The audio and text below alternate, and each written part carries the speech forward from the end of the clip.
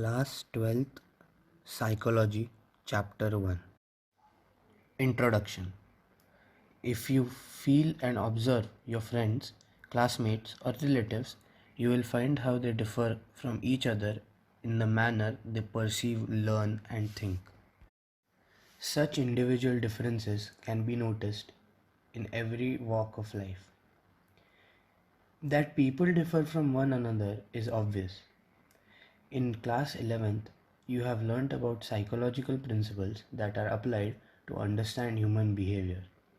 We also need to know how people differ, what brings about these differences, and how such differences can be assessed.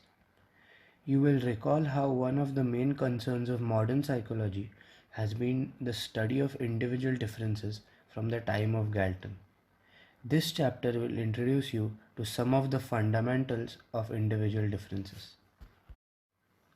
One of the most popular psychological attributes which has been of interest to psychologists is intelligence. People differ from one another in various ways. They learn in experience, engage in various forms of reasoning, and to overcome obstacles.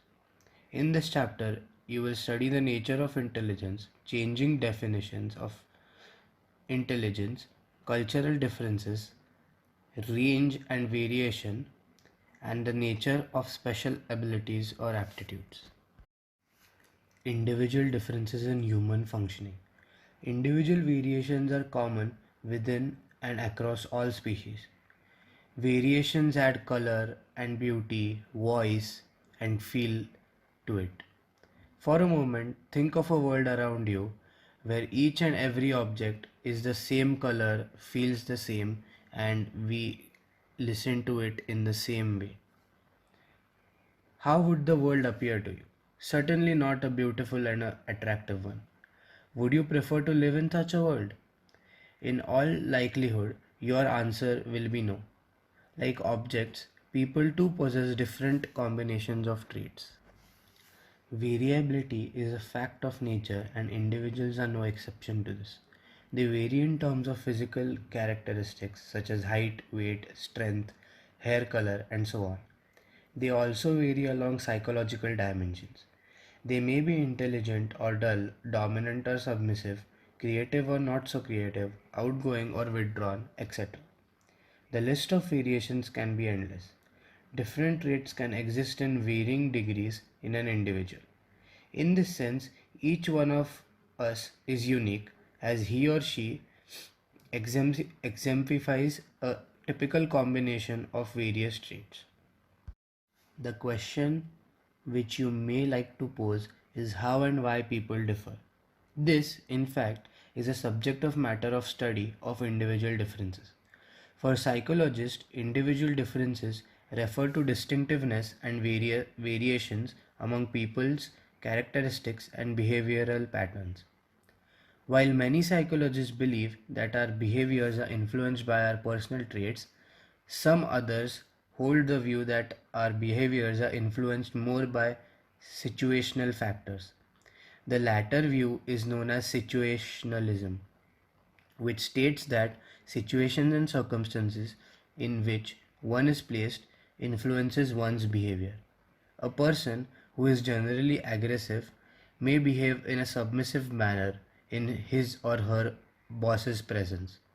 Sometimes the situational influences are so powerful that individuals with differing personality and traits respond to them in almost same ways. The situationalist perspective views human behavior relatively more as a result of influence of external factors. Assessment of psychological attributes. Psychological attributes are involved in very simple phenomena like in time taken to react to a stimulus, that is reaction time, and also in a highly global concepts like happiness. It is difficult to count and specify the number of psychological attributes that can be assessed. Assessment is the first step in understanding a psychological attribute. Assessment refers to the measurement of psychological attributes of individuals and their evaluation, often using multiple methods in terms of certain standards of comparison. Any attribute will be said to exist in a person only if it can be measured by using scientific procedures. For example, when we say Harish is dominant, we are referring to the degree of dominance in Harish. This statement is based on our own assessment of dominance in him. Our assessment may be formal or informal. Formal assessment is objective, standardized, and organized. On the other hand, informal assessment varies from case to case and from one assessor to another, and therefore is open to subjective interpretations. Psychologists are trained in making formal assessment of psychological attributes. Once assessment is done, we can use this information to predict how Harish will probably behave in the future. We may predict that Harish, if given the chance to lead a team, will most likely be an authoritarian leader, that is, the one who leads in a authoritative way. If the predicted consequences is not what we want, we may want to intervene to effect a change in Harish's behavior. The attribute chosen for assessment depends upon our purpose. In order to help a weak student perform well in examinations, we may assess his or her intellectual strengths and weaknesses. If a person fails to adjust with members of his or her family and neighborhood, we may consider assessing his or her personality characteristics. For a poorly motivated person, we may assess his or her interests and preferences.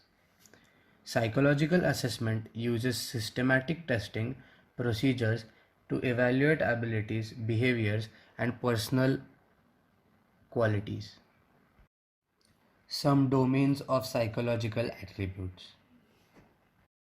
Psychological attributes are not linear or unidimensional. They are complex and expressed in terms of dimensions. A line is a mere aggregate of many points. A point occupies no space. But think of a box. It occupies space.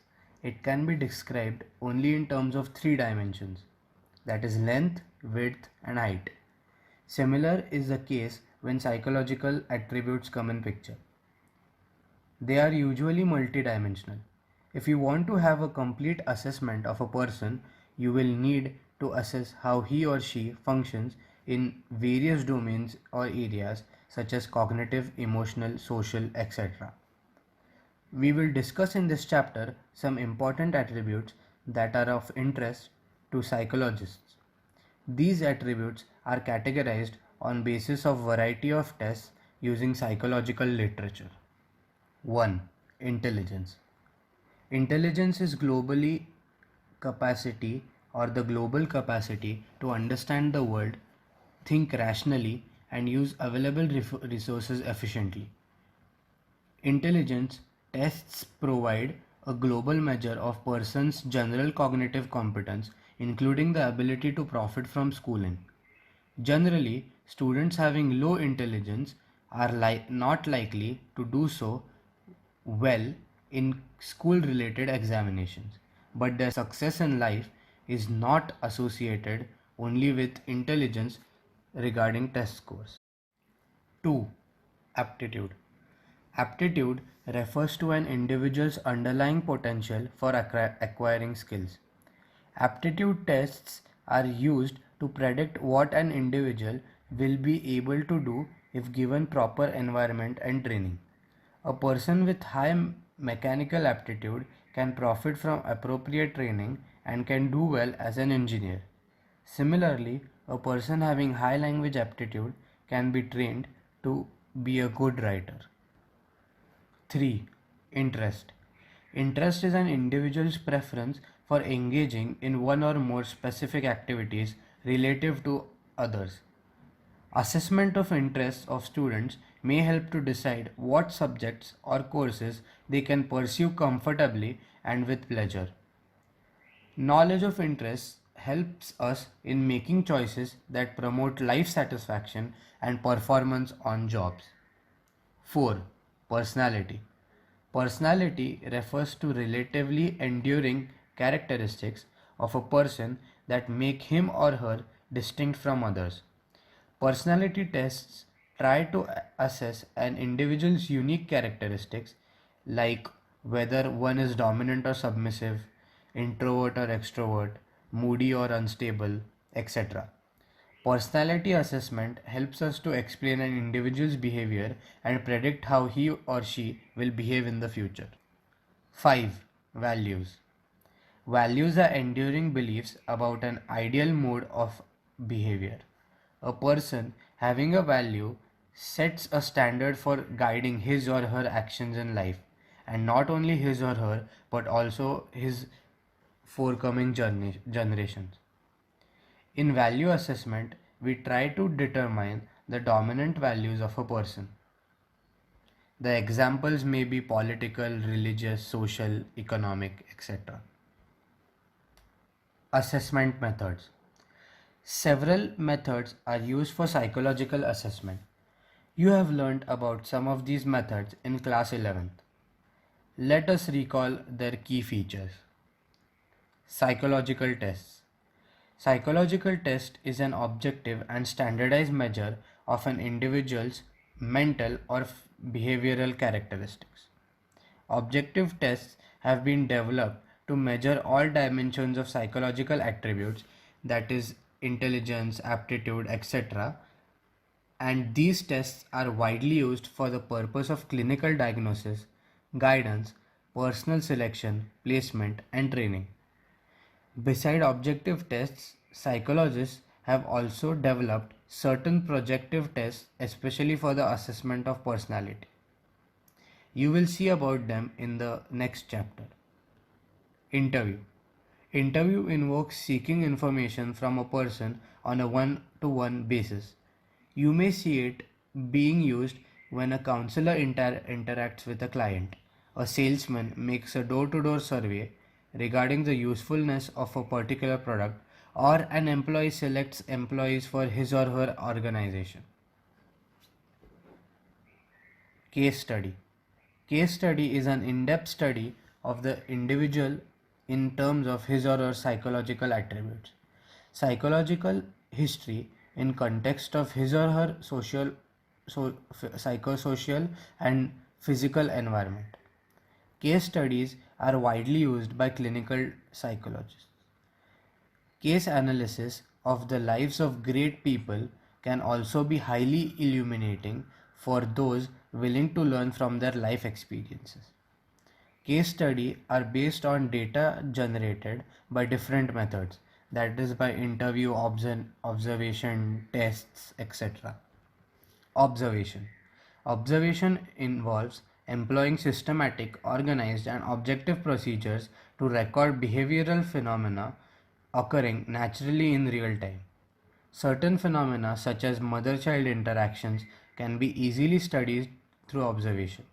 The major problems with observational methods are that the observation has little control over the situation, and the reports may suffer from subjective interpretations of the observer. Self-report.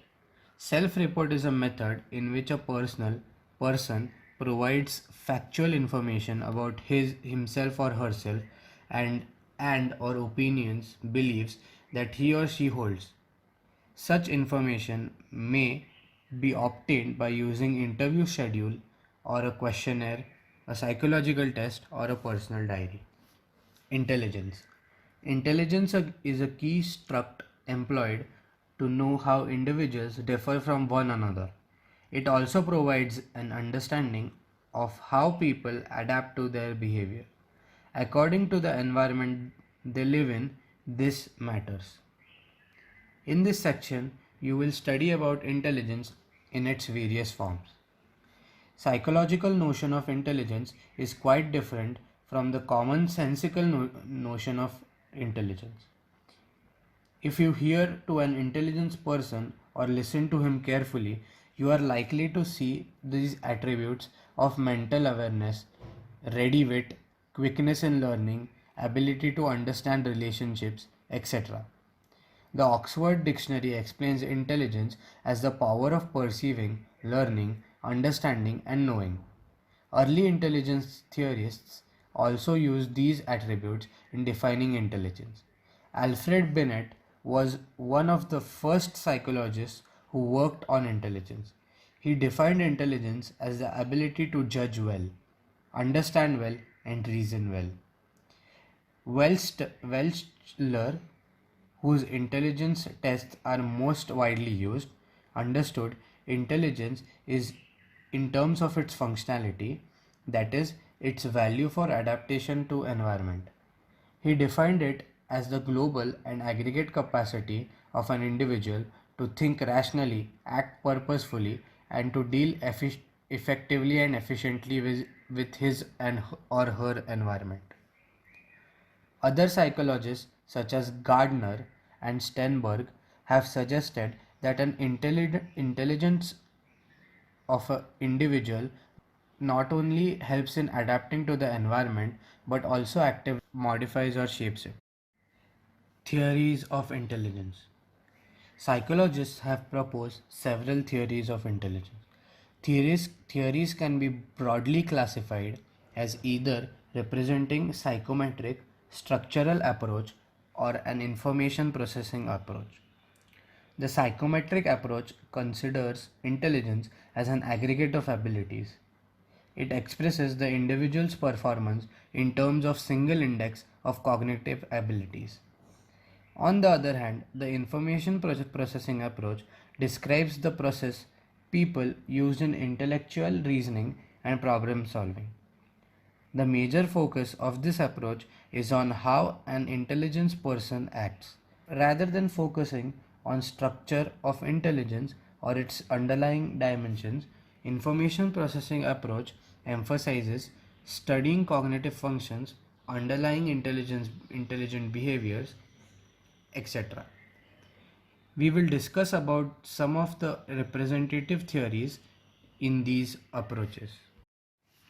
You may have heard about Alfred Binet, who was the first psychologist who tried to formalize the concept of intelligence in terms of mental operations. Prior to him, we find the notion of intelligence described in general ways in various psychological and philosophical treatises available in different culture and traditions. Binet's theory of intelligence was rather simple as it arose from his interest in differentiating more intelligence from less intelligent individuals. He therefore conceptualized intelligence as consisting one of similar sets of ability which can be used for solving any or every problem in an individual's environment. His theory of intelligence is called or one factor theory of intelligence. This theory came to be disputed when psychologists started analyzing data of individuals which was collected using Binet's test. In 1927, Charles Spearman proposed a two-factor theory of intelligence, employing a statistical method called factor analysis. He showed that intelligence consisted of a general factor or G factor and some specific factors like the S factors. The G factor includes mental operations which are primary and common to all performances. In addition to the G factor, he said that there are also many specific abilities. These are contained in which what he called the S factor. Excellent singers, architects, scientists, and athletes may be high on G factor, but in addition to this, they may have specific abilities which allow them to excel in their representative and respective domains. Spearman's theory was followed by Louis Thurstone's theory. He proposed the theory of primary mental abilities. It stated that intelligence consists of seven primary abilities, each of which is relatively independent of other.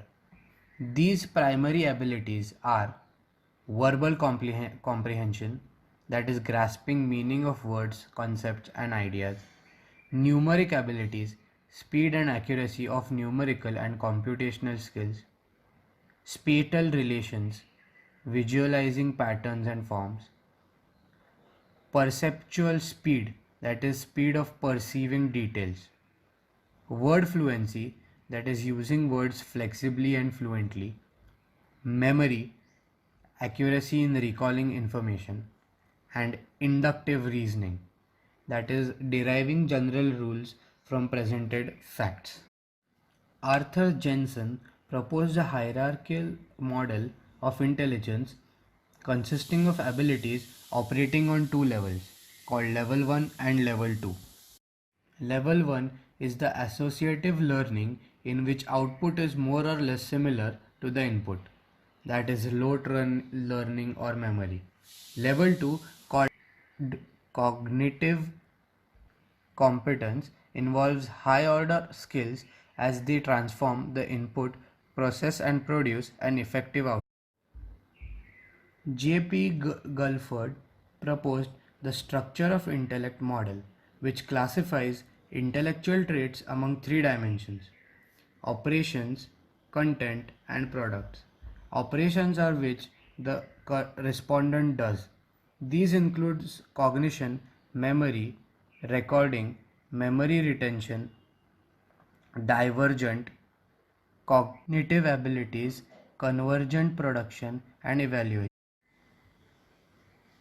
Contents refer to the nature of materials of information on which intellectual operations are performed.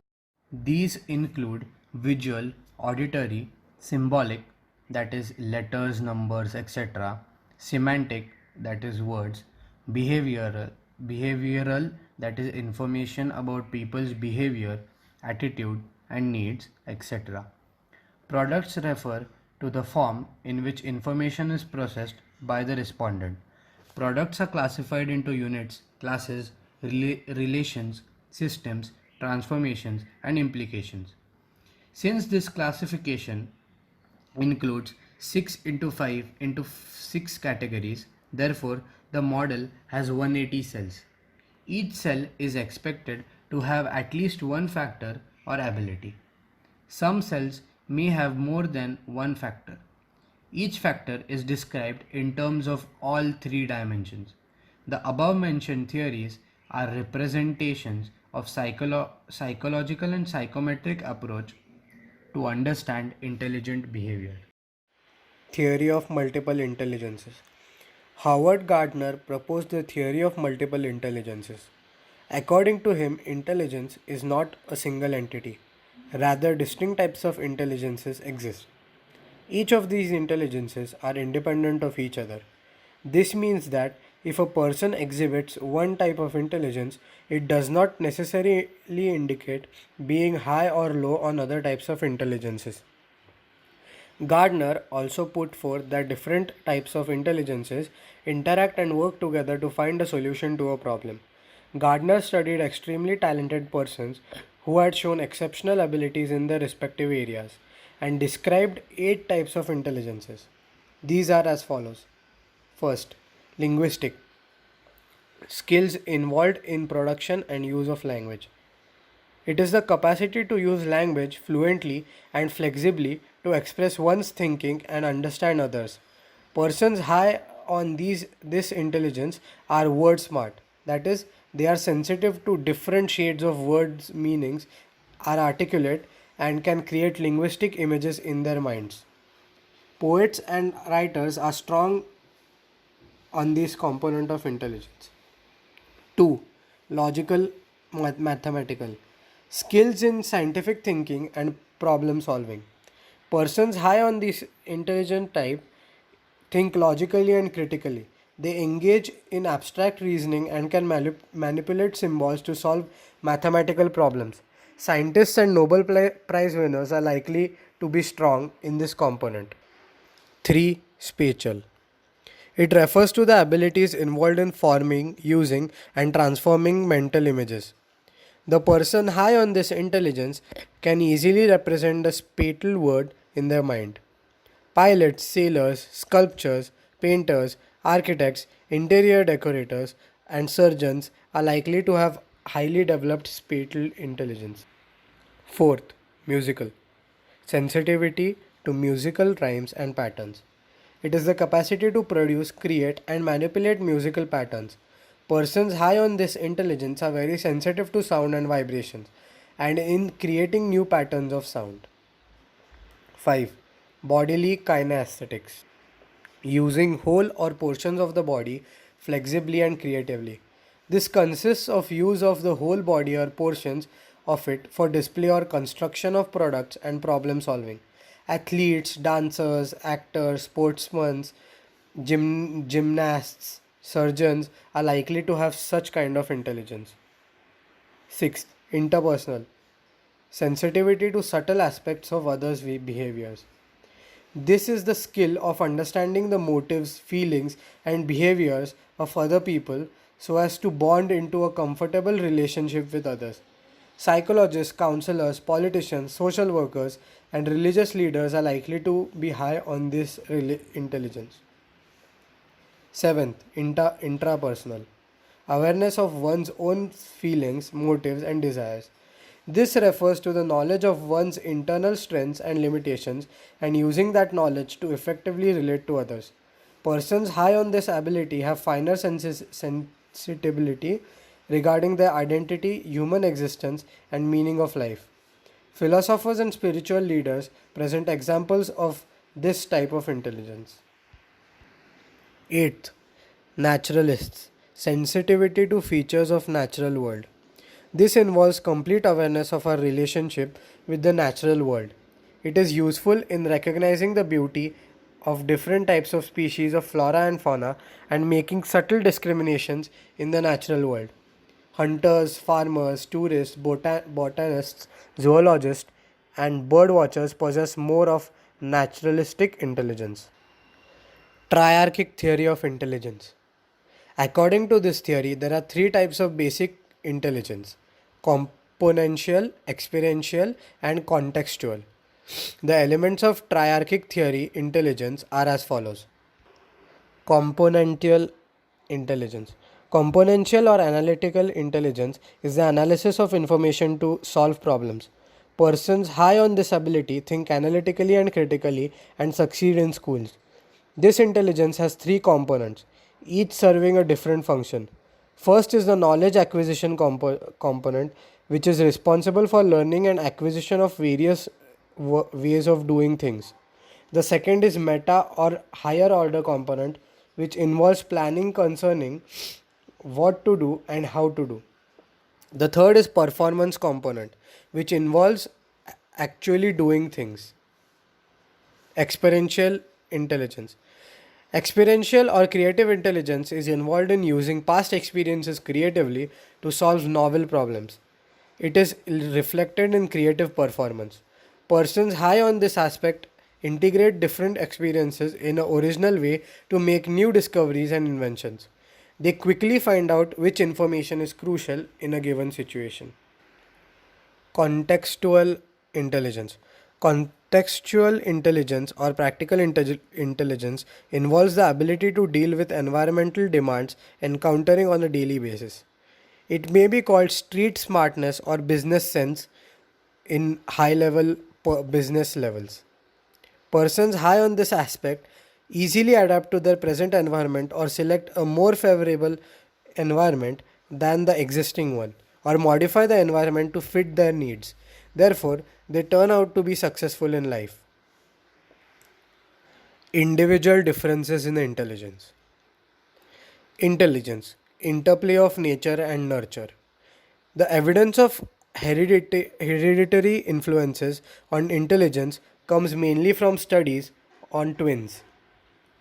The intelligence of identical twins reared together correlate almost 0.9%.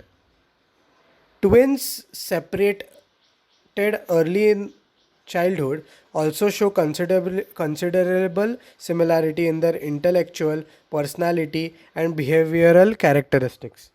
The intelligence of identical twins reared in different environments correlate 0.72.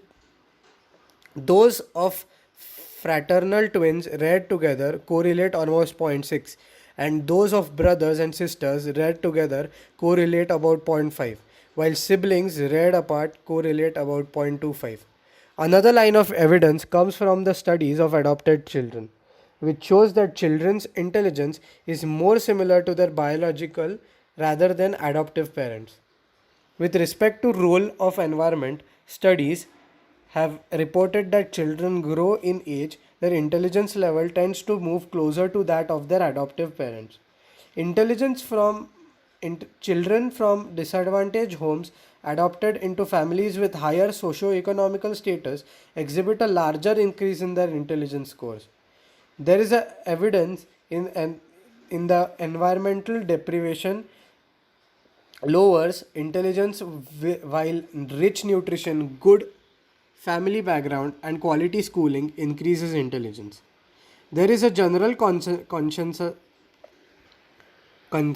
among psychologists that intelligence is a product of complex interaction of heredity and environment. Heredity can be best viewed as something that sets a range within which an individual's development is actually shaped by the support and opportunities of the environment. Assessment of intelligence. In 1912, William Stern, a German psychologist, devised the concept of intelligence quotient or IQ.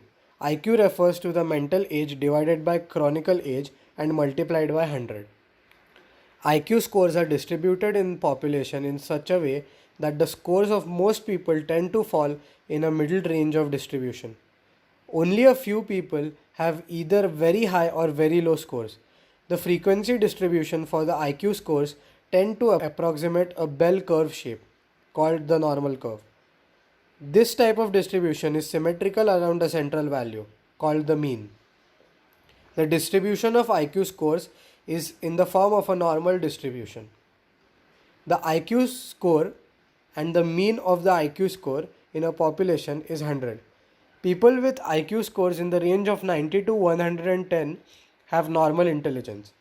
Those with IQ below 70 are suspected to have intellectual disability, while persons above 130 have exceptional talents. All persons do not have the same intellectual capacity. Some are exceptionally bright and some are below average. One practical use of intelligence test is to identify persons at extremes of intellectual functioning. Variations of intelligence. Intellectual deficiency. On the one hand are gifted and creative persons we discussed briefly earlier. On the other hand, there are children who face enormous difficulty in learning even simple skills. Those children who show intellectual deficiency are termed as intellectually disabled. As a group, there is a wide variation among the intellectually disabled. Individuals who are categorized as having intellectual disability show significant variation in their abilities, ranging from those who can be taught to work and function with special attention to those who cannot be trained for required institutional care throughout their lives. You have learned earlier that the mean IQ score of a population is 100. These figures are used to understand the categories of intellectually disabled. The different levels of intellectual disability are mild. IQ ranges from 55 to 70. Moderate. IQ ranges from 35 to 40 or 50 to 55. Severe. IQ ranges from 20 to 25. Profound. IQ is below 20 and 25. Although the development of people with mild disability is typically slower than that of their peers, they can function quite independently, hold jobs and families. As the level of disability increases, difficulties are strongly marked. The people with moderate disability lag behind their peers in language and motor skills. They can be trained in self-care skills and simple social and communication skills. They need to have moderate degree of supervision in everyday tasks. Individuals with profound and severe disability are incapable of managing life and need constant care for their entire lives. Intellectual giftedness. Intellectually gifted individuals show higher performance of their outstanding potentials. Giftedness is exceptional general ability shown in superior performance in a wide variety of areas. Talent, talent is a narrower term and refers to remarkable ability in a specific field. It has been suggested by psychologists that giftedness from teachers' point of view depends on a combination of high ability, high creativity, and high commitment. Types of intelligence tests. Intelligence tests are of several types. On the basis of their administration procedure, they can be categorized as individual or group tests. They can also be classified as either verbal or performance tests on the basis of the nature of the item used. Depending upon the extent to which an intelligence test favors one's culture over another, it can be judged that either culture fair or culture biased. You can choose a test depending on the purpose of your use. Individual or group tests. An individual intelligence test is one which can be administered to one person at a time. A group of intelligence tests can be administered to several persons simultaneously. Individual tests require the test administrator to establish a rapport with the subject and sensitivity to his or her feelings, moods, and expressions. Group tests, however, do not allow an opportunity to be familiar with the subject's feelings. Individual tests allow people to answer orally or in a written form or manipulate objects as per the tester's instructions. Group tests generally seek written answers, usually in multiple choice format. Verbal, non-verbal, or performance tests. An intelligence test or IT may be fully verbal, fully non-verbal, or fully performance based, or it may consist of a mixture of items from each category. Verbal tests require subjects to give verbal responses either orally or in a written form. Therefore, verbal tests can be administered only in literate people. The non-verbal tests use pictures or illustrations as test items. RPM test is an example of non-verbal test. In this test, the subject examines an incomplete pattern and chooses a figure from the alternatives to completely fill in the pattern. Performance tests require subjects to manipulate objects and other materials to perform a task. Written language is not necessary for answering the items. For example, Cole's block design test contains a number of wooden blocks. The subject is asked to arrange the block within a given time period. A major advantage of performance tests is that they can easily be administered to persons from different cultures. Culture fair or culture biased tests.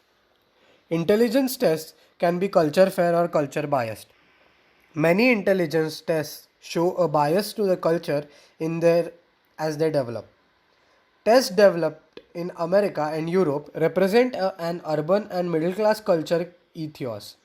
Hence, educated middle class white subjects generally perform well on those tests.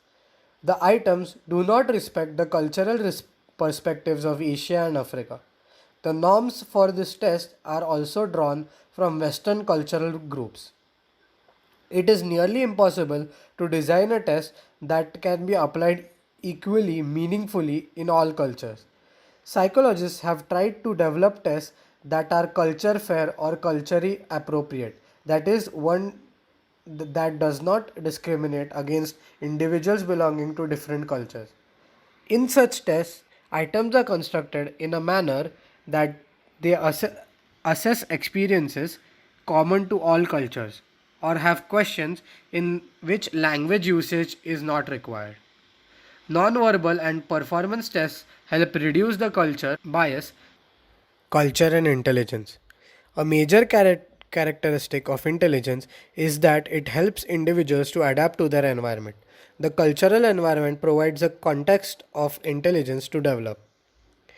Vygotsky, a Russian psychologist, has argued that culture provides a social context in which people live, grow, and understand the world around them.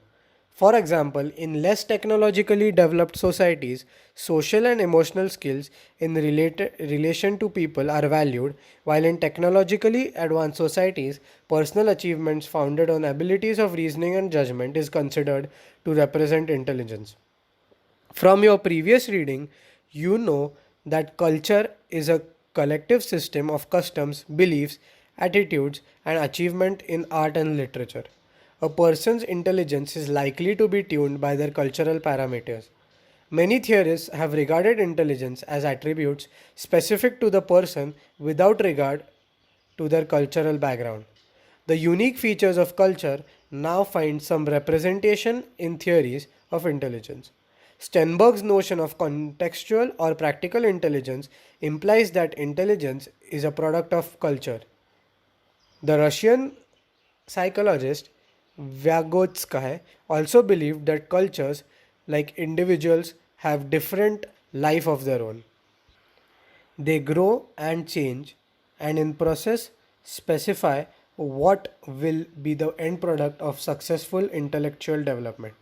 According to him, while elementary mental functions, that is crying, attending mother's voice, sensitivity to smells, walking and running, are universal, the manner in which higher mental functions such as problem solving and thinking operate are largely cultural produced.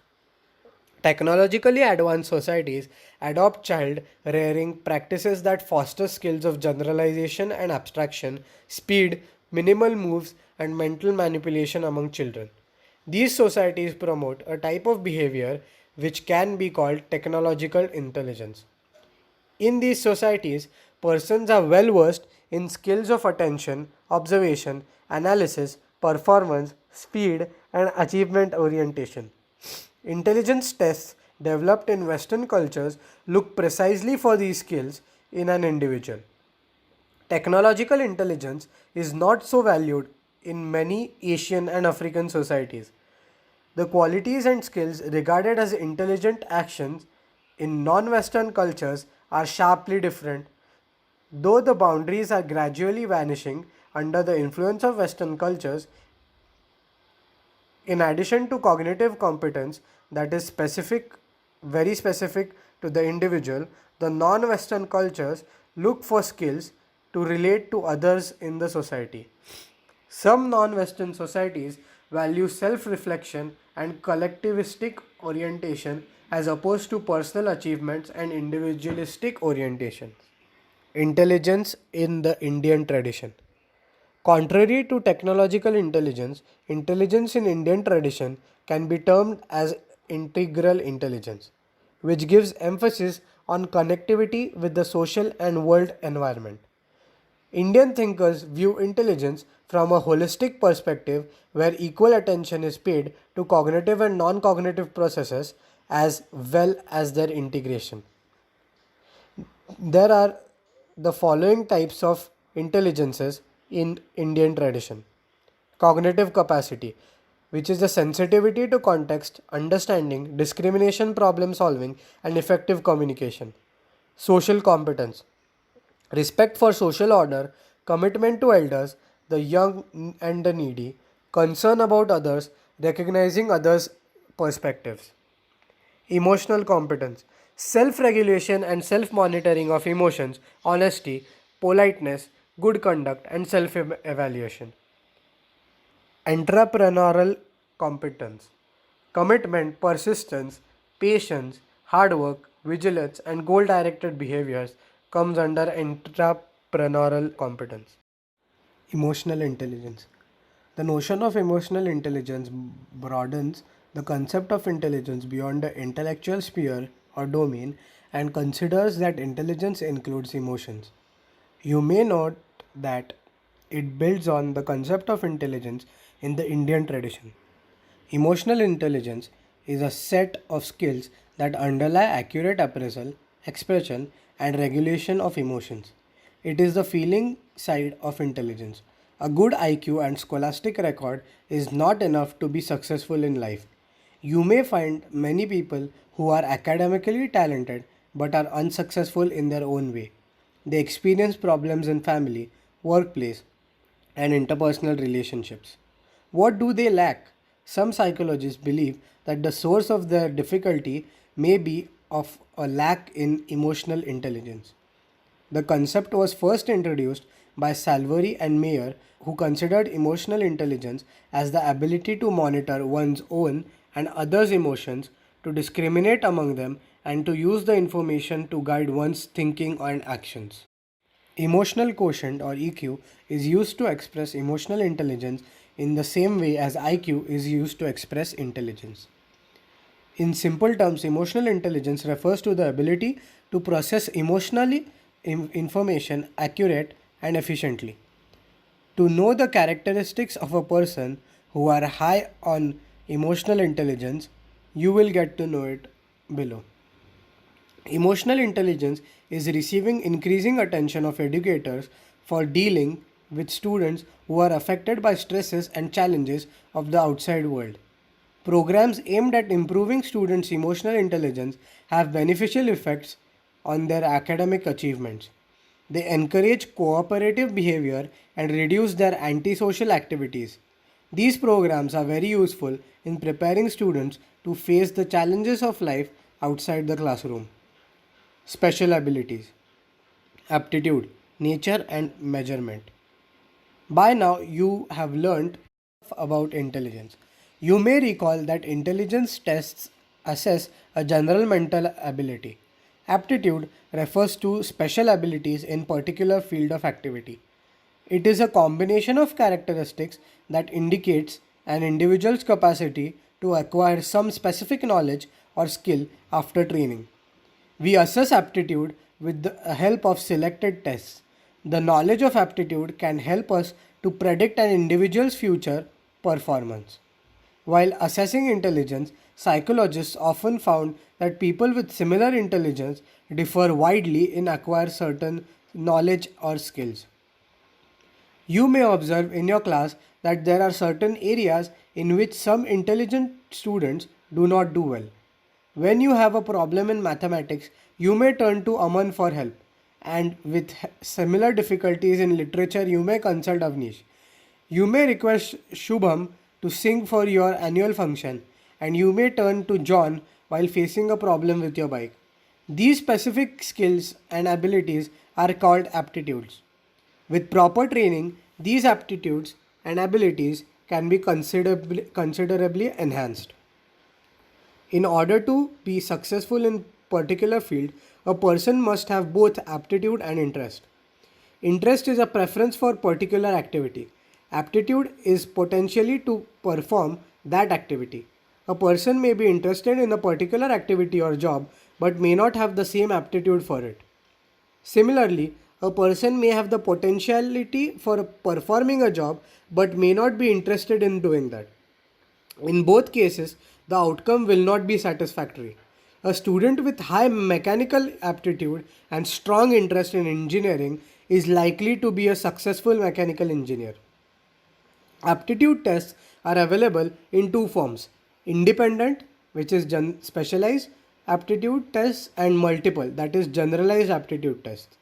Clerical aptitude, mechanical aptitude, numerical aptitude, and typing aptitude are independent aptitude tests.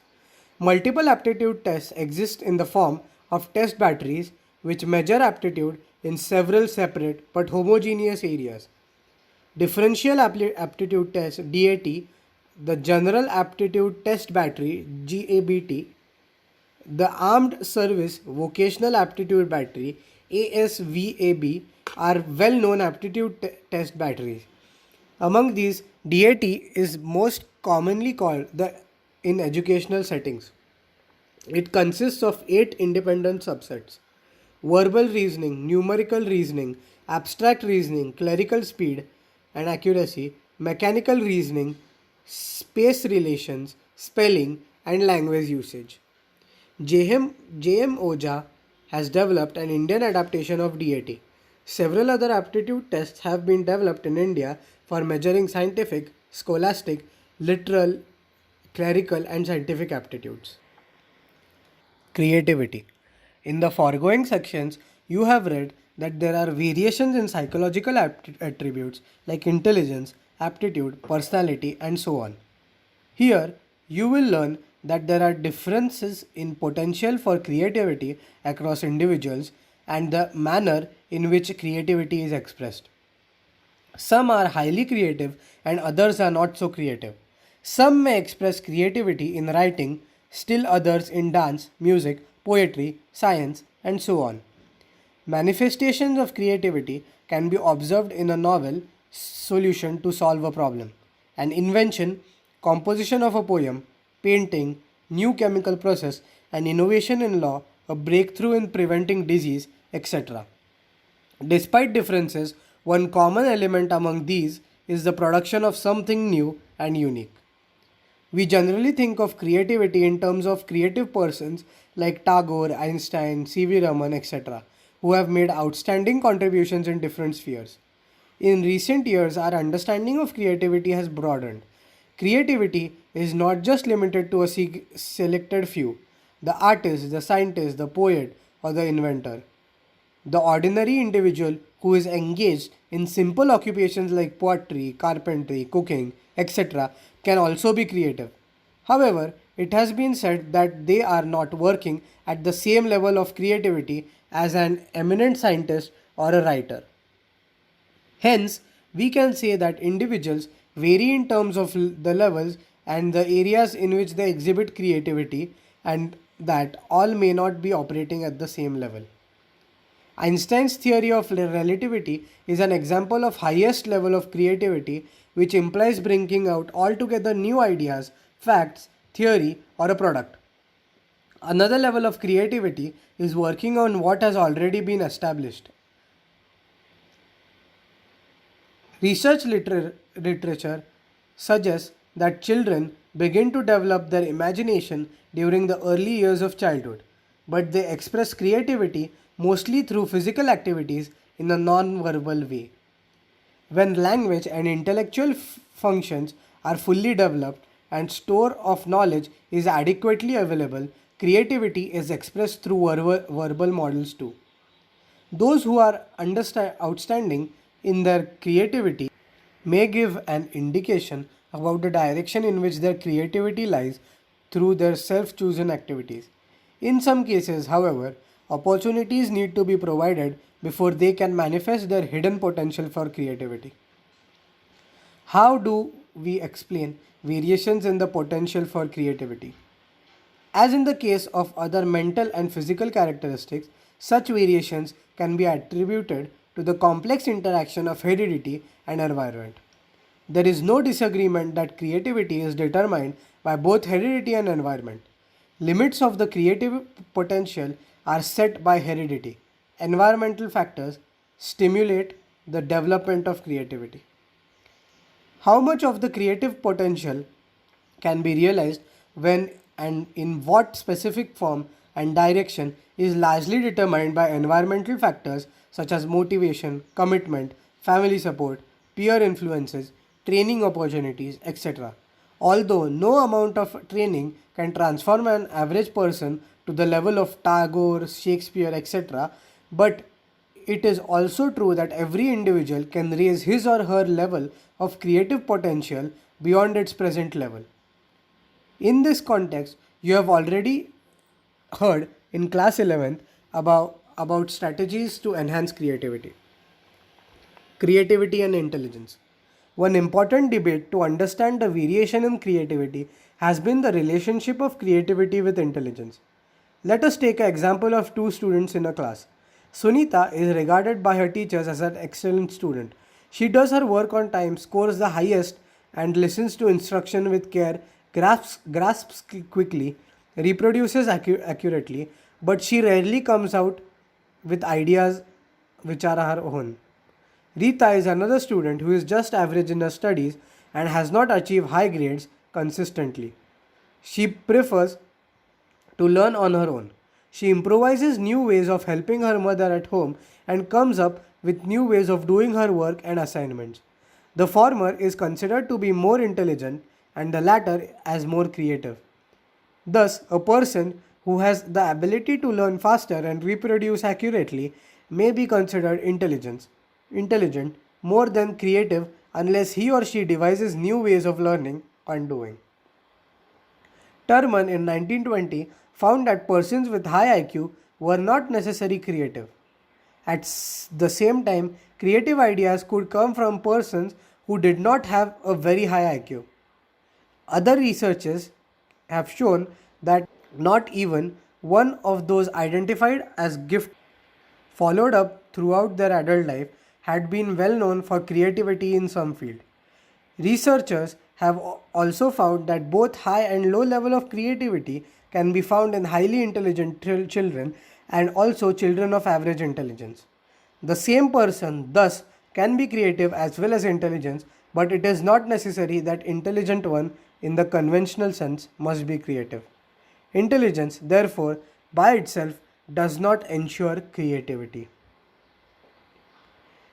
Creativity tests came into existence to assess variations in terms of potential for creativity in contrast to intelligence. A general feature of most of the creativity tests is that they are open-ended. They permit the person to think of different answers to the questions or problems in these they may have been. These help the individual to go to different directions and explore. There are no specific answers to questions or problems in creativity tests. Therefore, there is freedom to use one's imagination and express it in its own way. Creativity tests involve divergent thinking and assess such abilities as ability to produce a variety of ideas, that is, ideas which are off the beaten track, ability to see new relationships between seemingly unrelated things, ability to guess the causes and consequences, ability to put things in a new context, etc. This is contrary to the test of intelligence, which mostly involve convergent thinking. In tests of intelligence, the person has to think of the right solution to the problem and focus is on assessing abilities such as memory, logical reasoning, accuracy, perceptual ability, and clear thinking. There is a little scope for expression and spontaneity, originality, and imagination. Since expressions of creativity are varied, tests have been developed using different stimuli like words, figures, actions, and sounds.